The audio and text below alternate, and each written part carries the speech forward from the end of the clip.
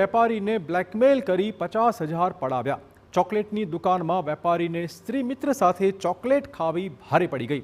સ્ત્રી મિત્ર સાથે ચોકલેટ ખાતા વેપારી સીસીટીવી કેમેરામાં દેખાયા હતા। દુકાનધારકે વેપારીને સીસીટીવી વાયરલ કરવાની ધમકી આપી હતી। બે શખ્સોએ પ્રથમવાર વેપારીને ધમકી આપી 50,000 પડાવ્યા પણ હતા। બીજી વખત 1 લાખ રૂપિયાની માંગ કરતા વેપારીએ પોલીસ ફરિયાદ કરી।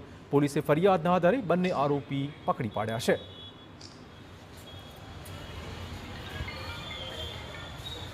જે દુકાનવાળા ભાઈ છે એમના દ્વારા આ જે વ્યક્તિ ફરિયાદી છે એને બ્લેકમેલ કરી અને એમની પાસેથી બળજબરીથી પૈસા કઢાવી લેવા બાબતની ફરિયાદ દાખલ કરવામાં આવી છે, જેમાં અગાઉ એમની પાસેથી 50,000 તેમજ ફરીથી આ વિડીયો પણ બતાવી અને અગાઉનો બીજો એક વિડીયો પણ ત્યાંનો બતાવી એમની પાસેથી લાખ રૂપિયાની માગણી કરવામાં આવેલી હતી।